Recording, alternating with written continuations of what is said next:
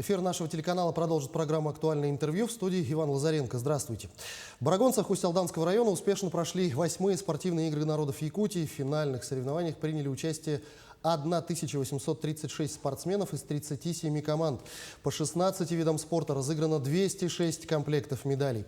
Поговорим о главных итогах Якутской олимпиады. Гости нашей студии: Леонид Спиридонов, министр по физической культуре и спорту республики, и Николай Цыпандин, главный судья 8-х спортивных игр народов Якутии.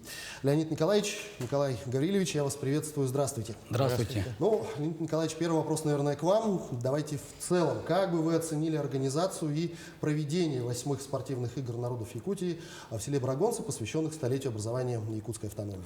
Ну, во-первых, надо сказать, что первые спортивные игры прошли в Усть-Алданском улусе, село Барагонцы. Это было в 1996 году.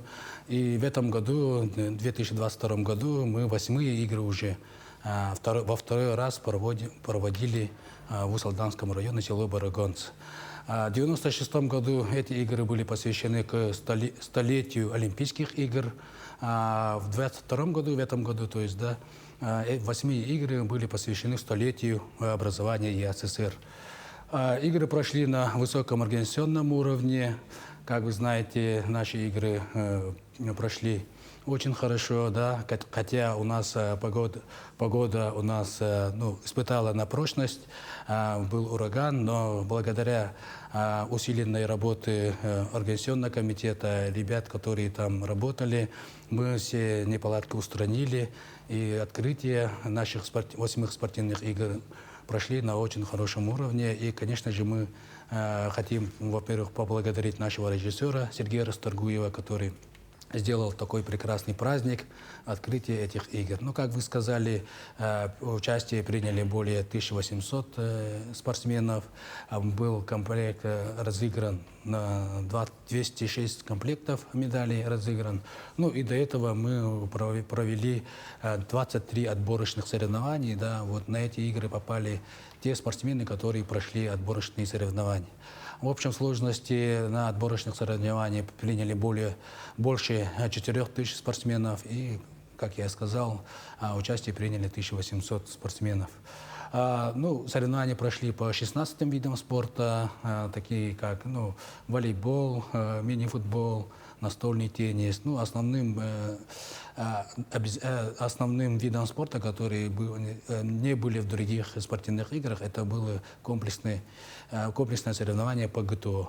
Вот, поэтому, и, конечно же, еще участвовали наши инвалиды по легкой атлетике. И вот такая вот по видам спорта информация. Да? Общее проведение спортивных игр было организовано оргкомитетом Республики Саха-Якутия. Руководителем оргкомитета был заместитель председателя правительства Сергей Васильевич Местников. И работали по 17 комиссиям многие министерства нашей республики, которые тоже включились в эту работу и помогли провести эти игры.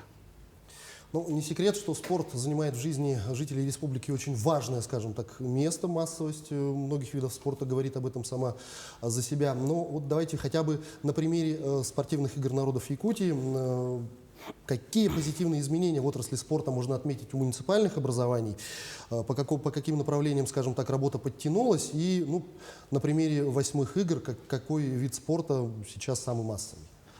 Да, конечно, вот такие спортивные мероприятия дают очень большой толчок развития физической культуры и спорта, да, тем более массового спорта, занятия людей к физической культуре и спорту. Да. Конечно же, в первую очередь это строительство и повышение инфраструктуры спортивных залов. Да. У нас, как вы знаете, в Усть-Алдане построили стадион на 1000 мест. Да.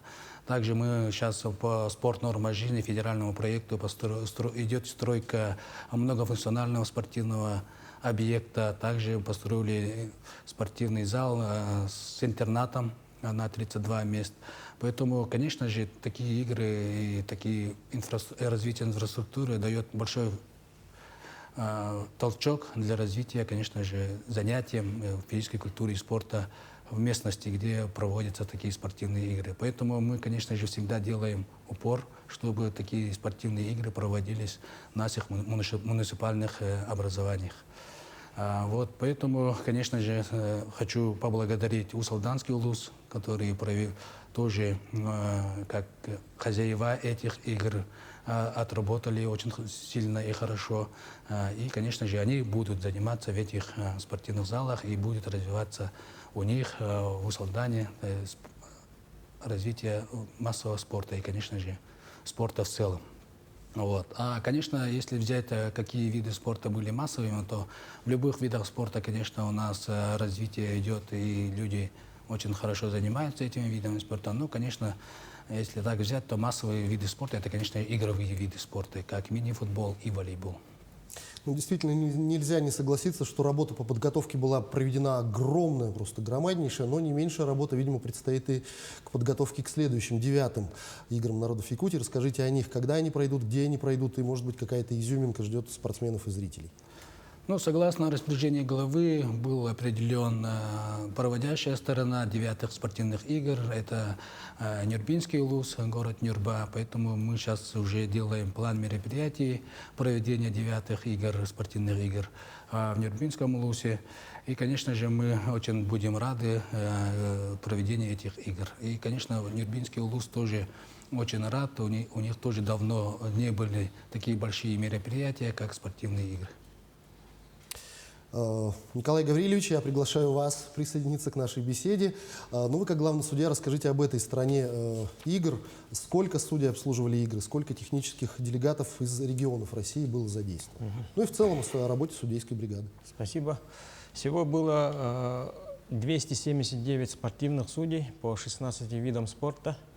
Все судейские бригады коллегии по видам спорта были ходатайствованы спортивными федерациями и были согласованы и утверждены составы по всем видам спорта.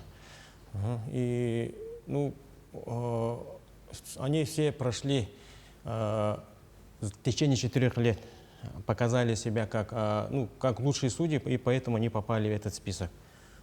А так, по проведению для помощи нашим судьям и проведению спортивных игр были приглашены 7 технических делегатов, судей из России, из Федерации по видам спорта. Они нам помогали по 6 видам спорта. Это аэробика, пулевая стрельба, спортинг, баскетбол 3 на 3, мини-футбол и бокс. И они до соревнований провели с нашими судьями мастер-классы и семинары для повышения квалификации наших спортивных судей. Ну вот если оглянуться на эти игры, которые прошли в принципе на очень хорошем, серьезном уровне, то как в целом бы вы оценили работу судейской коллегии и, в частности, прокомментировали бы работу судейской коллегии в соревнованиях по боксу? Ну, начну так. Спорт сильно развивается быстрыми темпами. Соответственно, спортивные судьи тоже должны идти в этом темпе, должны развиваться. И ну, в целом, как главный судья, я считаю, что мы справились с работой, но, как вы отметили, по виду спорта бокса были спорные моменты, были протесты от команд, но специально для этого, как помощь, как для решения таких вопросов, Министерством спорта был приглашен специальный технический делегат Бердник Сергей Николаевич. Он является членом исполкома спортивных судей Международной федерации бокса АИБа. И он работал как технический делегат. И для решения вот таких спорных моментов по положению соревнований была создана просмотровая комиссия, которую возглавлял как раз вот Сергей Николаевич. Туда и вошел главный тренер республики и старший судья по виду спорта.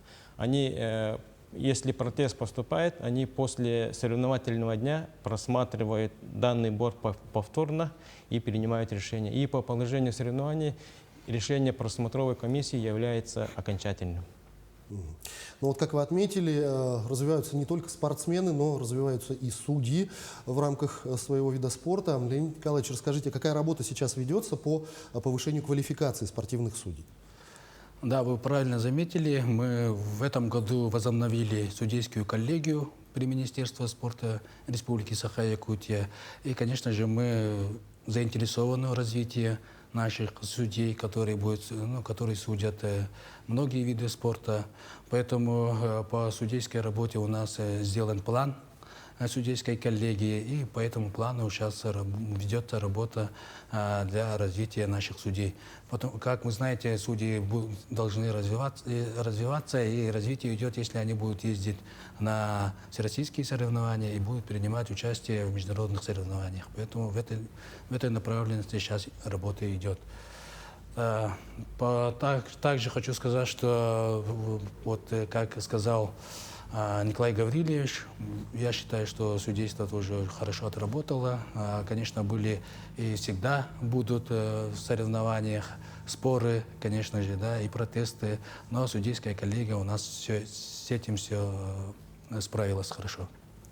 Ну и, наверное, вопрос сейчас будет вам обоим. Буквально чуть-чуть осталось времени до начала 7-х международных спортивных игр «Дети Азии».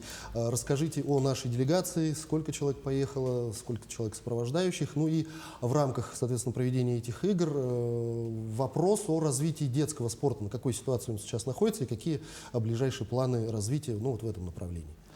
Да, вот уже 28-го начнутся 7-е спортивные игры, международные спортивные игры «Дети Азии». С Республики Саха-Якутия участвует 120 спортсменов наших молодых. И, конечно же, поедут тоже много тренеров, специалистов в сфере спорта. И будем работать для того, чтобы наши ребята участвовали на высоком уровне. Мы тоже провели очень много отборочных соревнований, также сделали подготовительные мероприятия к этим спортивным играм. Тем более Республика Саха является основателем этих спортивных игр, поэтому мы, как фавориты, должны приехать и участвовать к этим международным играм. По развитию детского спорта у нас сейчас в России вышла концепция развития детского юношеского спорта в Российской Федерации. По этой концепции мы сейчас разрабатываем программу развития детского спорта в нашей республике.